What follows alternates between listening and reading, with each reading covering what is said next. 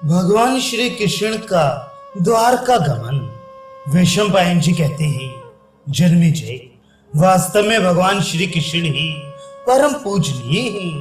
पांडवों ने बड़े प्रेम से भगवान श्री कृष्ण का सत्कार किया और वे कुछ दिनों तक वहीं बड़े सुख से रहे।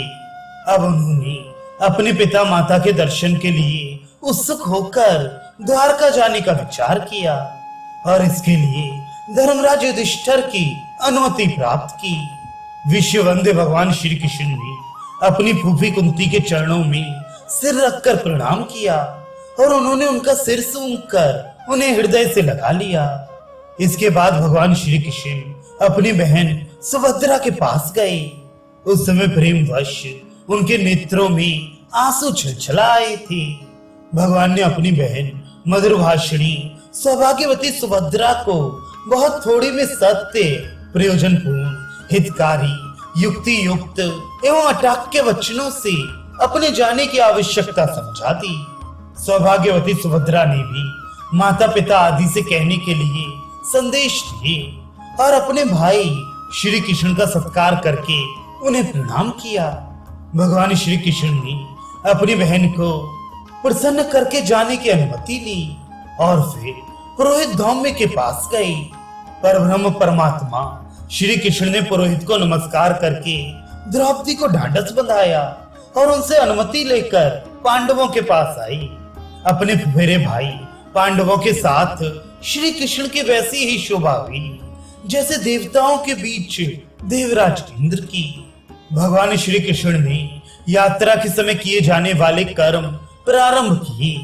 उन्होंने स्नान आदि से निवृत्त होकर आभूषण धारण किए और पुष्पमाला, गंध, नमस्कार आदि से देवता एवं ब्राह्मणों की पूजा की। जब सब काम समाप्त हो चुका तब वे बाहर की ड्योढ़ी पर आई। ब्राह्मणों ने सस्ते वाचन किया और उन्होंने दधी, अक्षत, फल, पात्र एवं द्रव्य आदि के द्वारा उनकी पूजा करके प्रदक्षिणा की और अपने सोने के रथ पर सवार हुए।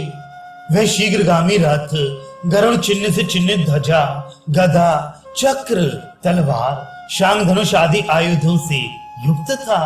उसमें शैव्य, सुग्रीव आदि नाम के घोड़े जुटे हुए थे और प्रस्थान के समय तिथि, नक्षत्र आदि भी मंगलमय हो रही थी। रथ के चलने से पूर्व राजा युधिष्ठिर प्रेम से उस पर चढ़ गए और भगवान के श्रेष्ठ सारथी दारुक को हटाकर उन्होंने स्वयं घोड़ों की रास अपने हाथ में ले ली। अर्जुन भी उछलकर उस रथ पर सवार हो गए और अपने हाथ से श्वेत चमर की सोने की डांडी पकड़कर उसे दाहिनी ओर डुलाने लगे। भीमसेन, नकुल, सहदेव, ऋत्विज एवं पूर्ववासियों के साथ रथ के पीछे पीछे चलने लगे।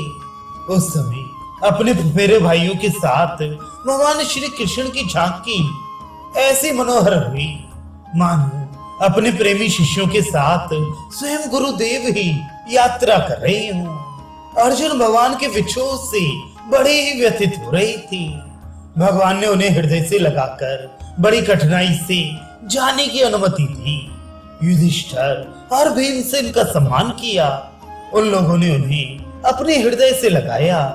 नकुल, सहदेव ने उनके चरणों में नमस्कार किया। अब तक रथ 2 कोस जा चुका था। भगवान ने इसी प्रकार युधिष्ठिर को लौटने के लिए राजी किया और धर्म के अनुसार उनके चरण छूकर नमस्कार किया। युधिष्ठिर ने उन्हें उठाकर सिर सूंघा और उनको जाने की अनुमति दी। भगवान श्री कृष्ण ने उनसे पुनः लौटने की प्रतिज्ञा की।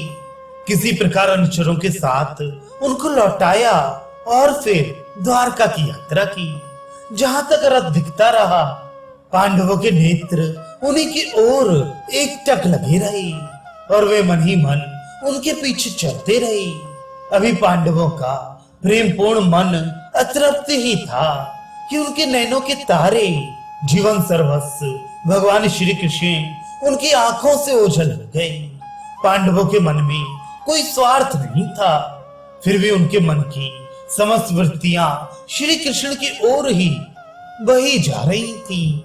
उनके चले जाने पर वे चुपचाप लौटकर अपनी नगरी में चले आए। भगवान श्री कृष्ण का गरुड़ के समान शीघ्रगामी रथ भी द्वारका की ओर बढ़ने लगा। उनके साथ दारुक सारथी के अतिरिक्त यदुवंशी वीर सात्यकी भी थे। कुछ ही समय में भगवान श्री कृष्ण बड़े आनंद से द्वारका पहुंच गए। उग्रसेन आदि यदुवंशियों ने नगर के बाहर आकर उनका सम्मान किया। भगवान ने राजा उग्रसेन, माता, पिता और भाई बलराम जी को क्रमशः नमस्कार किया और अपने पुत्र प्रद्युम्न, सांब, चारों देशना आदि को हृदय से लगाकर गुरु जी की आज्ञा के अनुसार रुक्मिणी के महल में प्रवेश किया।